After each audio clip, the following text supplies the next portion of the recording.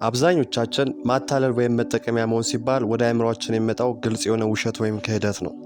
ነገር ግን እውነታው ከዚህ በጣም የራቀ ነው። እጅግ አደገኛው የተንኮል አይነት በፍቅር በትኩረትና በእንክብካቤ ተጀብኖ የሚመጣው ነው።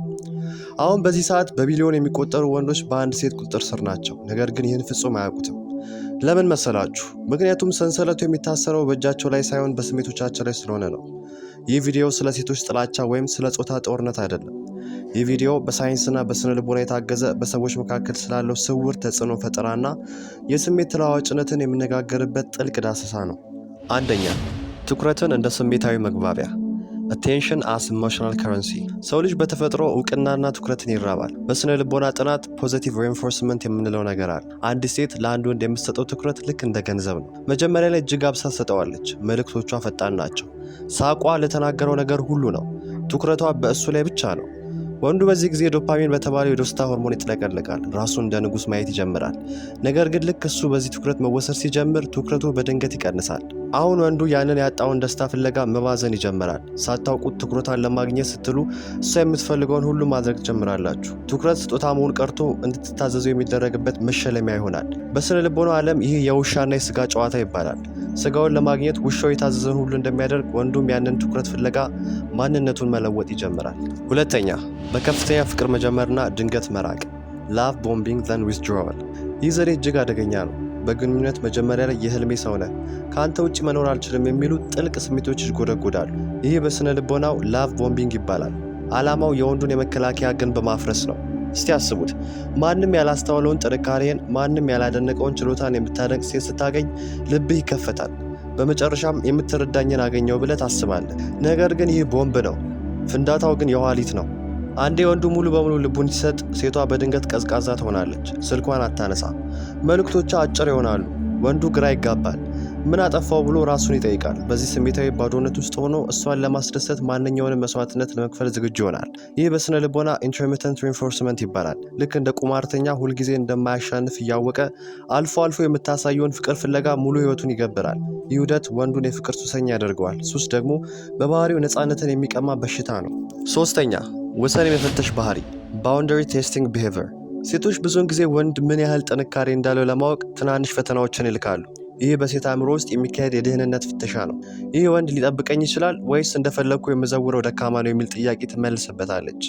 ለማብራራት ያህል የያዛችሁትን ቀጠሮ ያለ ምክንያት ልትሰርዘው ትችላለች፣ ወይም በጓደኞቻችሁ ፊት ትንሽ ላቅ ያለ ትችት ልታቀርብ ትችላለች። እዚህ ጋር ዋናው ነጥብ የምትናገረው ነገር ሳይሆን የእናንተ ምላሽ ነው። ዝም ካላችሁ ወይም ሰበብ ከደረደራችሁ ወሰናችሁን እንደ ጣሰች ትቆጥረዋለች። ሳይንሱ እንደሚለው ወሰን የሌለ ሰው ክብር የለውም። አንዴ ትንሿን ወሰን ከጣሰች ቀስ በቀስ ትልልቅ ውሳኔዎችን በእናንተ ምትክ መወሰን ትጀምራለች። የት እንደምትውሉ፣ ከማን ጋር እንደምትገናኙና ገንዘባችሁ እንዴት እንደምታወጡ ጭምር መቆጣጠር ትጀምራለች። ይህ ንቃተ ህሊናዊ ያልሆነ የስልጣን ሽሚያ ነው። ብዙ ወንዶች ፍቅር ስለያዘኝ ነው የምታዘዛት ብለው ያስባሉ። እውነታው ግን ቁጥጥሯን እንደ ፍቅር ተርጉመውታል።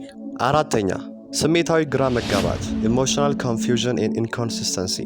አንድ ቀን በጣም ተግባቢ፣ በሚቀጥለው ቀን ደግሞ በጣም ኮስታራ መሆን። ይህ ግራ መጋባት ወንዱን ሁልጊዜ በስጋት ውስጥ እንዲኖር ያደርገዋል። ዛሬ በምን ስሜት ላይ ትሆን የሚለው ጭንቀት ወንዱ ትኩረቱን ከራሱ ህይወት ላይ አንስቶ እሷ ላይ ብቻ እንዲያደርግ ያስገድደዋል። ይህ በስነ ልቦና cognitive dissonance ይባላል። አእምሯችን ሁለት ተቃራኒ መረጃዎችን በአንድ ጊዜ ማስተናገድ ይከብደዋል። ትወደኛለች ወይስ ትጠላኛለች የሚለው ጥያቄ በአእምሮ ውስጥ ሲመላለስ አንተን ለመቆጣጠር በጣም ቀላል ትሆናለህ። ሳይንሱ እንደሚለው ሰው የማይገመት ነገር ሲያጋጥመው የበለጠ ይጨነቃል። ይህ ጭንቀት ደግሞ ጥገኝነትን ይፈጥራል። ስሜቷን ለመረዳት በሞከራችሁ ቁጥር የበለጠ በእሷ ቁጥጥር ስር ትወድቃላችሁ። ምክንያቱም ትኩረታችሁ ሁሉ የእሷ ስሜትን ለማስተካከል ይሆናል። በዚህ መሃል ግን የራሳችሁ ስራና የራሳችሁ ደስታ እየሞተ ይሄዳል። አምስተኛ፣ በሌሎች ወንዶች ስውር ፉክክር መፍጠር። ወደ ሁለተኛ ቪዲዮአችን አጋማሽ ስንገባ ነገሮች ይበልጥ ረቂቅ እየሆኑ ይመጣሉ። አምስተኛው ነጥብ የፉክክር ስነ ልቦና ነው። አንዲት ሴት በወንዱ ውስጥ የቅናት ስሜትን ቀስቅሳ እሷን ለማስደሰት የበለጠ እንዲደክም የምታደርግበት መንገድ ነው።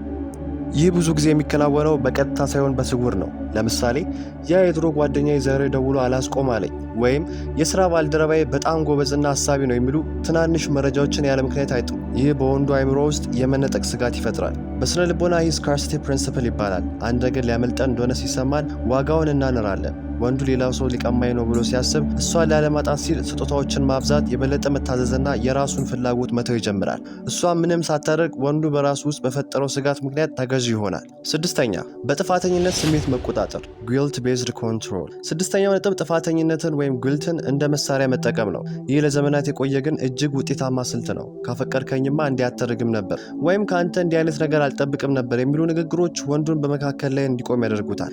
አንዲት ሴት የወንዱን ስህተት በማጋነን ወይም ካለፈ ታሪኩ ጋር በማያያዝ ሁል ጊዜ ባለዕዳ እንደሆነ እንዲሰማው ታደርገዋለች። ጥፋተኛ እንደሆን ከተሰማ ያንን ጥፋት ለማካካስ ስትል እሷ የምትለውን ሁሉ ለማድረግ ትገደዳለህ። እሷም ይህንን ስሜትን ተጠቅማ የምትፈልገውን ነገር እንድታደርግ ትገፋፋለች።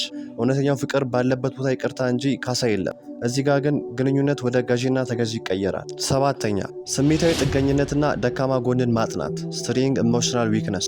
ብልህ ሴት የወንድን ስሜት ክፍተቶች ቀድማ ታጠናለች። ምናልባት ከቤተሰብ ጋር ያለ ግንኙነት ይሻከረ ሊሆን ይችላል ወይም በራስ መተማመን ችግር ይኖርብ ይሆናል። ሰባተኛው ነጥብ ይህንን ክፍተት ተጠቅሞ ብቸኛ መድኃኒት ሆኖ መቅረብ ነው። መጀመሪያ ላይ ያንን ክፍተት በፍቅርና በእንክብካቤ ትሞላለች። ነገር ግን ቀስ በቀስ እሷ ከሌለች ያ ክፍተት ሊሞላ እንደማይችል እንድታምን ታደርግሃለች።